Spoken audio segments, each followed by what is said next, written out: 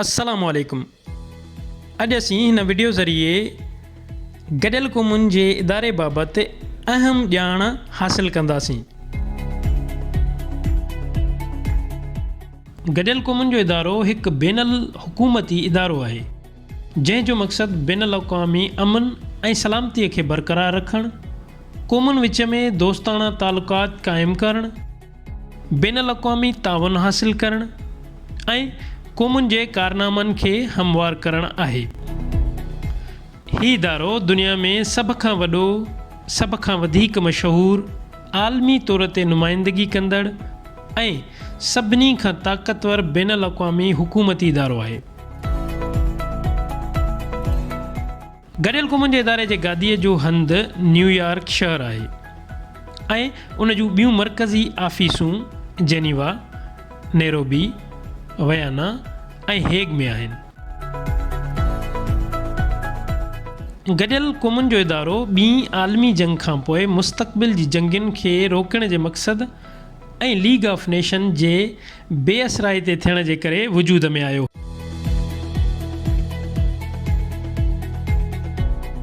उणिवीह सौ 45 में ॿी जंग अज़ीम जे ख़तमु थियण ताईं काफ़ी क़ौमूं तबाह थी चुकियूं हुयूं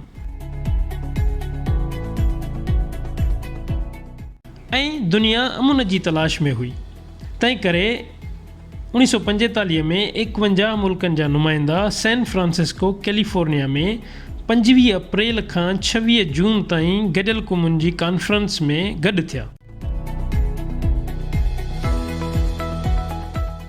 2 महीननि ताईं मुख़्तलिफ़ तहरीरी मसवदनि खे अॻिते वधायो वियो ऐं पोइ क़ौमुनि हिकु गॾियल चार्टर ते दस्तख़त कई, जंहिं जे नतीजे में हिकु नई बैनुल अक़वामी तंज़ीम गॾियल क़ौमुनि जो इदारो ठहियो, जंहिं मां हिकु उमेद जागी त अगरि ॿीहर मुल्कनि जे विच में को अणवणंदड़ वाक़ियो पेश आयो त उन खे रोके सघिबो। सैन फ्रांसिस्को कॉन्फ्रेंस ख़तमु थियण खां 4 महीना पोइ यानी 24 अक्टूबर 1945 ते गॾियल क़ौमुनि जे इदारे जी बाज़ाब्ता तौरु शुरूआत थी। गॾियल क़ौमुनि जे मंशूर जी चीन, फ्रांस, सोवियत यूनियन, बरतानिया ऐं अमेरिका समेत अक्सर मुल्कनि हिमायत कई।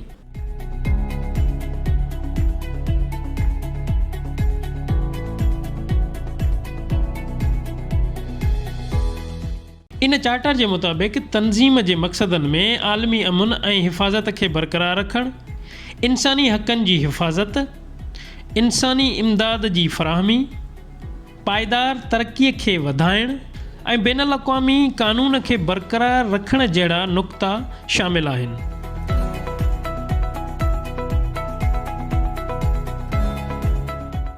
शुरूआत में गॾियल क़ौमुनि जूं 51 मेंबर रियासतूं हुयूं।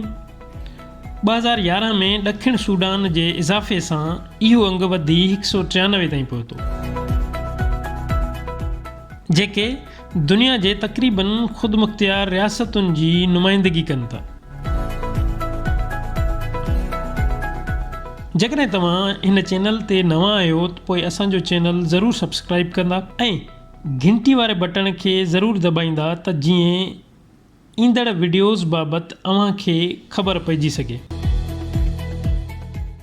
आलमी अमन खे बरक़रार रखण लाइ तंज़ीम जो मिशन इब्तिदाई ॾहाकनि में अमेरिका, सोवियत यूनियन ऐं उन जे इतिहादियुनि जे विच में सर्द जंग जी नज़र थी वियो हुयो।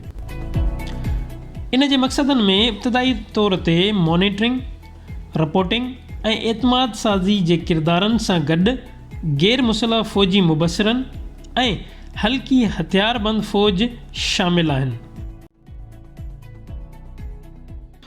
1960 जी शुरूआत में डीकॉलोनाइज़ेशन जे वॾे पैमाने ते वाध सबबि गॾियल क़ौमुनि जे इदारे जी रुकनियत में पिणु इज़ाफ़ो थियो।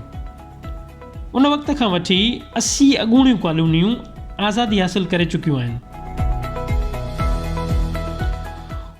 1970 ईस्वी ताईं गॾियल क़ौमुनि जी इक़्तिसादी ऐं समाजी तरक़ियाती प्रोग्रामनि वारी बजट अमन खे बरक़रार रखण ते ख़र्च थी।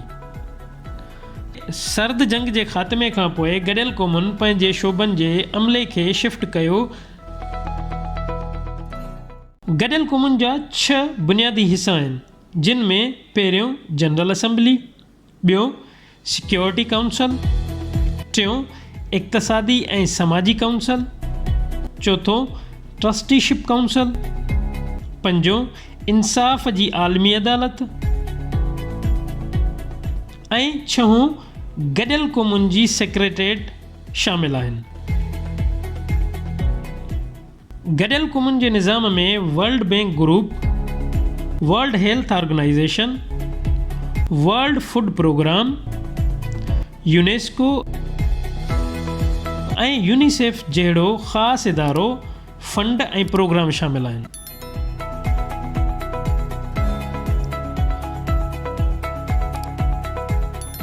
इन खां अलावा गैर सरकारी तंज़ीमुनि ऐं ॿियनि एजेंसियुनि खे गॾियल क़ौमुनि जे कम में पिणु हिसो वठण जी इजाज़त ॾिनी वेंदी आहे।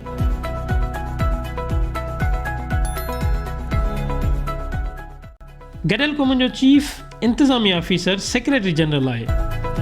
हिन वक़्तु पुर्तगाली सियासतदान ऐं सफ़ारतकार एंटोनियो गुटेरेस, जंहिं पंहिंजे दौरे जो आगाज़ 1 जनवरी 2017 ते कयो, गॾियल क़ौमुनि जे इदारे जी माली मदद ऐं तावन उन जा पंहिंजा मेंबर मुल्क ऐं रियासतूं कंदियूं आहिनि। गॾियल क़ौमुनि जे सेक्रेटरी जनरल जो मुदो 5 साल हूंदो आहे। गॾियल क़ौमुनि जो पहिरियों सेक्रेटरी जनरल ट्रेगव ली हुयो। हेल ताईं गॾियल क़ौमुनि जा लॻभॻि 9 सेक्रेटरी जनरल थी गुज़रिया आहिनि।